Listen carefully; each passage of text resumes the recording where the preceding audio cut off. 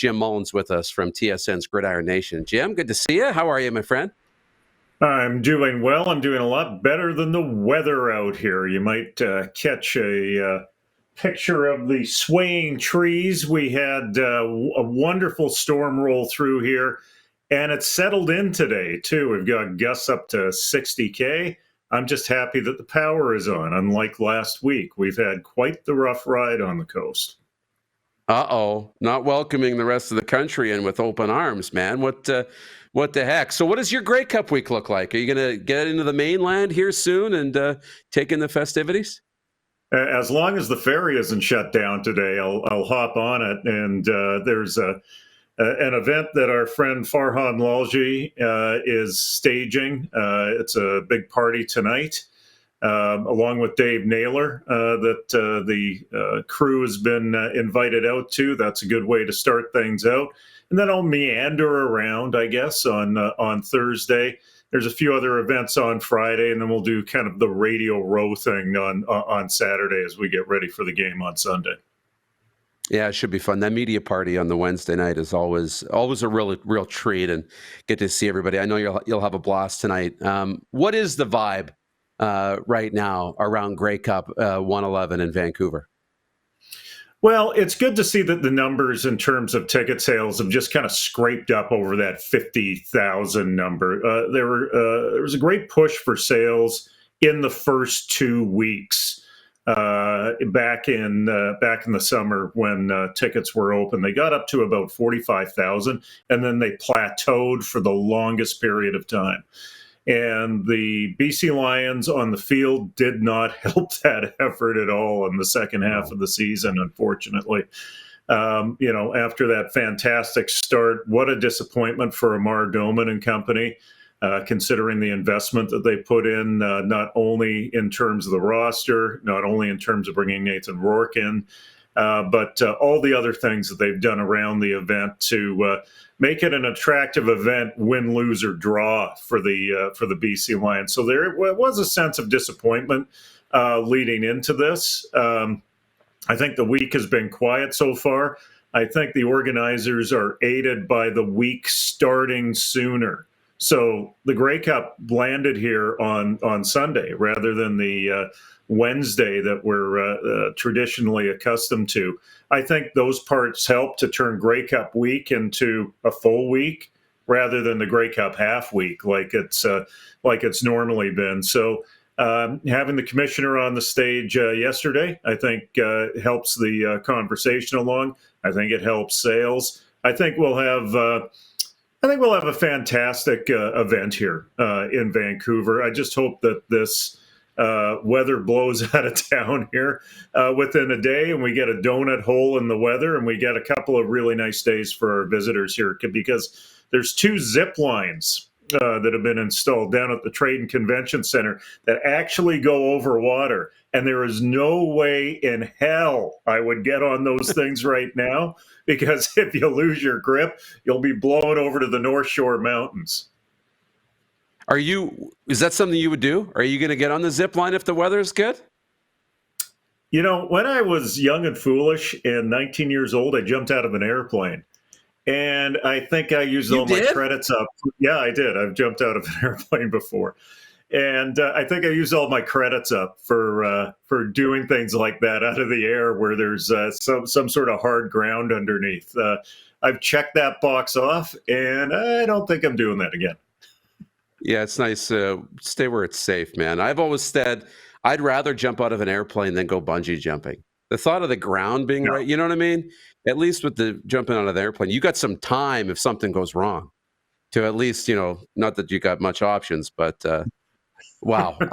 You mentioned Randy. He spoke yesterday, and the Grey Cup week is underway. We could dissect everything he talked about, but I kind of want to, because you're a connected guy, who are we hearing in terms of the next commissioner? Because it's been pretty quiet in terms of names, but we know that Grey Cup, when everybody gets together, this is kind of going to be the start of when we start speculating about who's next. So what do you think?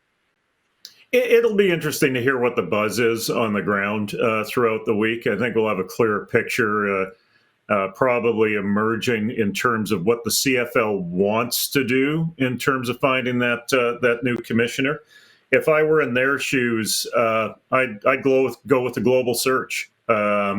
I'd erase all preconceived notions. I'd get a highly rated recruiting firm in, and I'd do outreach. As much as this is a Canadian institution, I think you're in a global marketplace with the type of product that you have. And given that there's broadcast deals coming up in the not too distant future, you need someone that's equipped to manage those and give proper valuation to those. That being said, there's two names that come to mind for me, and I've discussed them with a few folks. Mike Morreale is the one that keeps leaping up to the obvious top of the list. He of the CEBL. He's done a fantastic job in terms of developing that league. He has a background with the Canadian Football League Players Association in a leadership role. That's certainly a positive. Well known in the GTA, which I think is a strength for him. The issue with the going from the CEBL to the CFL, it's a very different economic model. And I think there's room in there to navigate for the governors and for the candidate in this case. And then look inside the structure of the CFL. Really, the number two man there for years, Randy's right hand man, and I've got a great deal of respect for this gentleman, is Greg Dick. That has managed to be kind of all hands on deck through the pandemic. Greg isn't someone that people know on the surface, but he's on the front line and he knows how the sausages are made. And sometimes it's not pretty with the Board of Governors, but he gets things done. And quite frankly, he's a good corporate diplomat as well. He understands all of the moving pieces around football in this country. And I think they need to take a serious look at him as well. When you sit back and look at this league, where do you see the biggest opportunity for the CFL? Broadcast is one, because of the change in broadcast landscape. I'm not sure if it's all in with one company anymore as they move forward. It's a combination of streaming services and terrestrial and cable. I still think that there's opportunity for major growth there.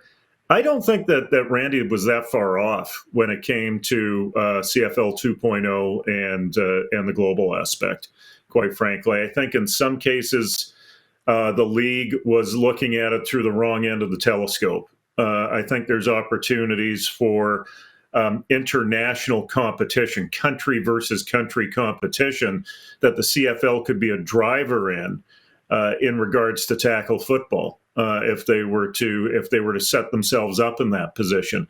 I think with some of the global players that were on the field, they're a lot more attractive if they're playing with their flag on their helmet and their flag on their heart than being buried on special teams on a CFL team. And I think that's one of the reasons why the global initiative didn't really translate.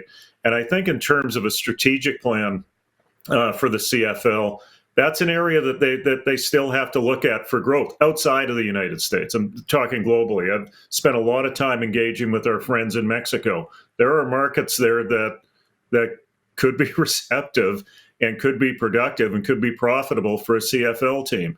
The ELF is, essentially kind of a semi-pro league right now, but those are in Europe.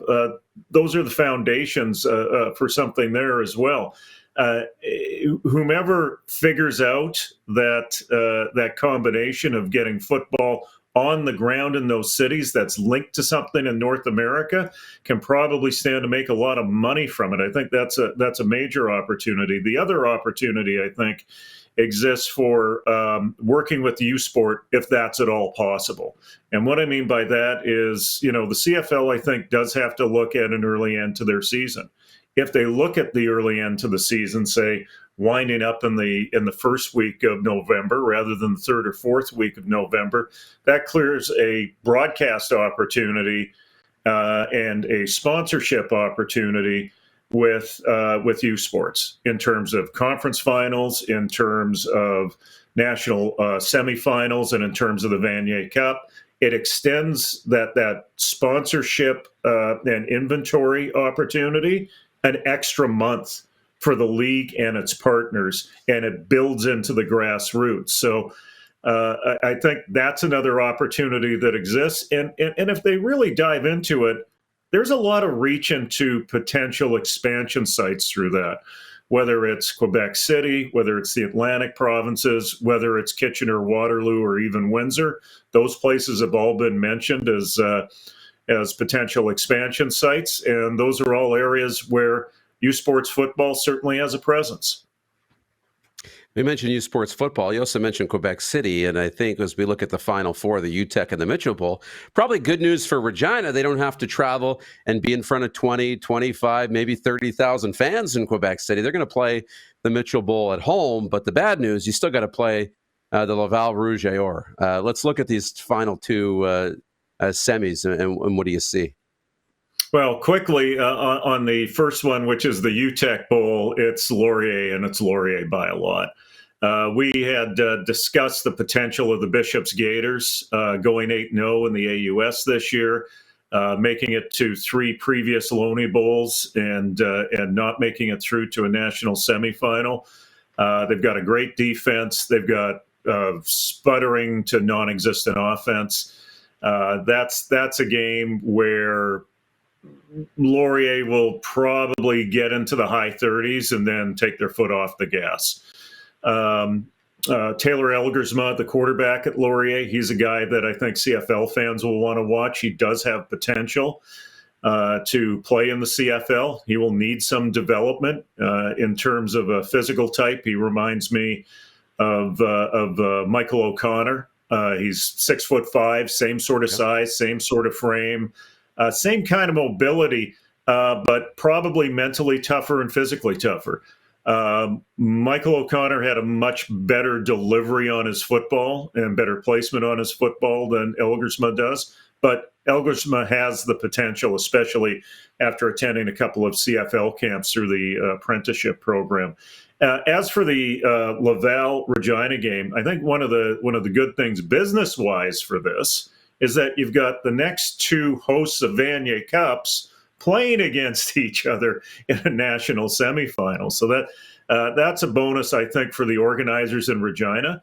I was involved in the selection of Regina and Laval for these Vanier Cups. I really like what Regina had on paper. And hopefully this is a bit of a trial run and people show up in Regina to this game. I would like to see 5 figures for this game. I know how the Rams have struggled at times in that large stadium for regular season games, but if there's ever a time for a revival of those numbers back to the 10,000s of days of yore back in the 1980s, this would be the time to do it. Unfortunately, I don't think it's going to be an entertaining game. I think Regina brings the best defense in Canada West. I think Laval proved against Montreal, especially with a quarterback that was a little shaky in Arnaud Desjardins in terms of his health, that you've got 2 teams that are set to engage in another rock fight here. I'm picking Laval about 23-9 in this game. I just do not expect a whole lot of defense, but hey guys, prove me wrong. Well, the Rams have one of the best defenses in the country, and if they get to 5 figures, I think that would be the first time since you and I were there, 2016, the soft open of Mosaic, right? I think they got up to 16,000 for the Huskies and Rams on the first game in that stadium, and you and I were part of the broadcast. Good memories, man, Jim. And Rod was a part of that broadcast, too, I remember, too. He was the host Rod of that. was a part of that. Yeah. Absolutely. Those are great memories. Well, enjoy Grey Cup week. Stay dry. I don't know what happened, but the storm kind of had a little peak there. We saw it in the window. You kind of just went black like the window did. Oh, there's the sun. The sun is coming out. Go. There's a little donut hole. There's going to be a rainbow here. It's going to be rainbows and Yes. unicorns, Hoops.